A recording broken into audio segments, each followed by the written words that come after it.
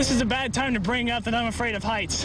About 5 to 8 inches dropped on Manny in the last 24 hours. It's not easy to catch them all, but police and trainers alike say you have to choose precaution over play. This has now become a crime scene. This is where those rolling shootouts finally came to a rest. We're going to show you right there. That white car right there is where the shootings, is what the shooting suspects were driving. President-elect Donald Trump flying into Baton Rouge was still just a rumor as recently as Wednesday, but now it's reality. Plastics, aluminum, paper, and cardboard.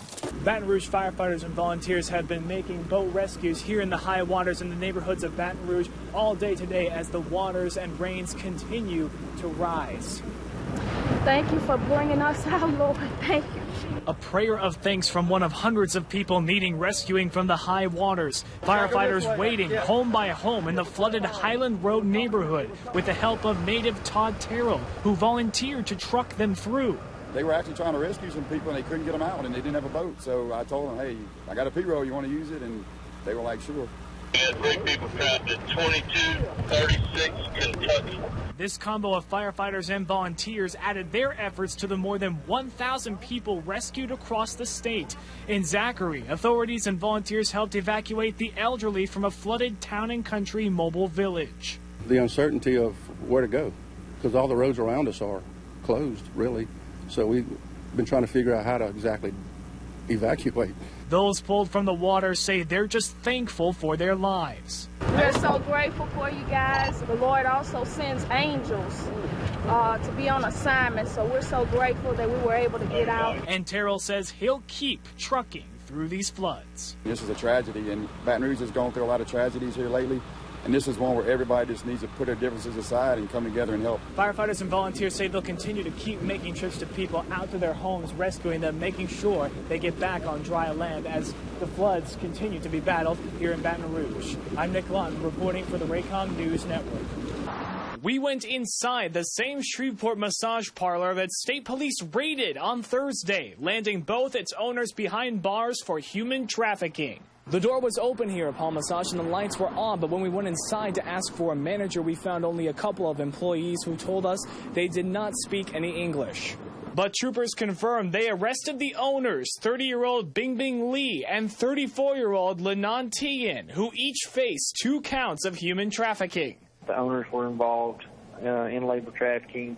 You have 2 females that were trafficked from the East Coast. We also tracked down the second location Tian and Lee had on Old Minden Road in Bossier City. It's locked. Louisiana troopers added their efforts to 70 other officers and 18 other raids in Missouri, where the investigation began years ago into a trafficking ring that authorities report stretches into Alabama and Arkansas.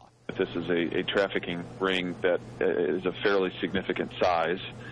May stretch back to the West Coast and beyond that to East Asia. Those women were rescued. That's always a victory. Leanne Bussey, the director of Shreveport's Purchased Not For Sale program, tells KSLA it takes trafficking victims years to reacclimate, even with their program's help. She has to completely rewire her brain to think and to feel and to react in a healthy way. Troopers report more arrests are coming, and Bussey says anyone can join the fight against Shreveport trafficking. Not let it scare you and just instead learn, how can I be a part of someone's freedom and how can I be a part of this fight? In Shreveport, Nick Lawton, KSLA, News 12.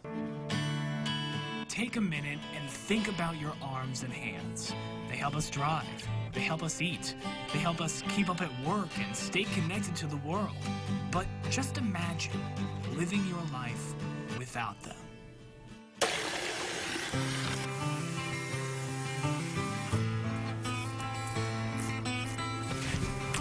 Well, no blood. We did okay.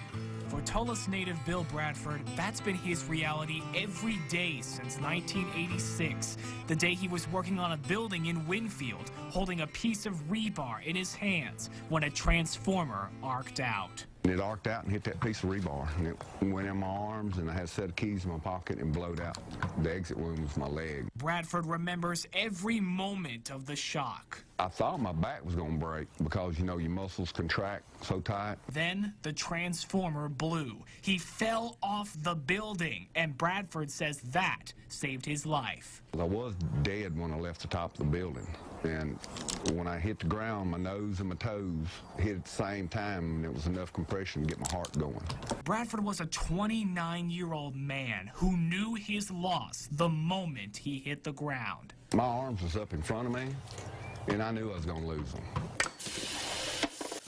Now, 28 years, 25 surgeries, and 2 prosthetic arms later, Bill wakes up, pours 2 cups of coffee grounds in the machine, and fires up the griddle. What you think?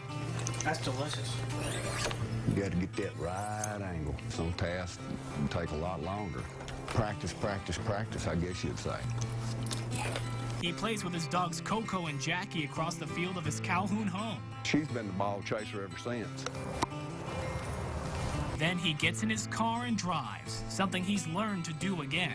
He even volunteered driving a food bank truck for a couple years. I really enjoyed that. Go to all the different Walmarts and Sam's and stuff like that, pick up whatever food they was donating to go to the food bank. What's been one of the things you've missed most? Shooting. Shooting. Now the former Marine says he tries to help wherever he can. He's worked with the Percy R. Johnson Burn Foundation for 7 years and was a prison evangelist for 11. Faith in the Lord Jesus Christ is my main thing. He also served as a certified peer visitor for Amputee Empowerment Partners based in Oklahoma City, counseling burn victims and amputees, adult and child alike. There is life after amputation. I mean, you know, they can still live a full, productive life if they want to. Yes, there's going to be limitations with their life, but usually we all live with limitations anyway. Bill says he's relearned to do everything he used to do with arms to send the message to never give up, no matter what. And if a story can be told from the life of one man, it's a story of perseverance, a story of hope. Just continue on. You might not make a mile in progress in one day, but you might make a few inches. Inches is all it takes. Not too bad, huh? Nick Lawton, Fox 14 News.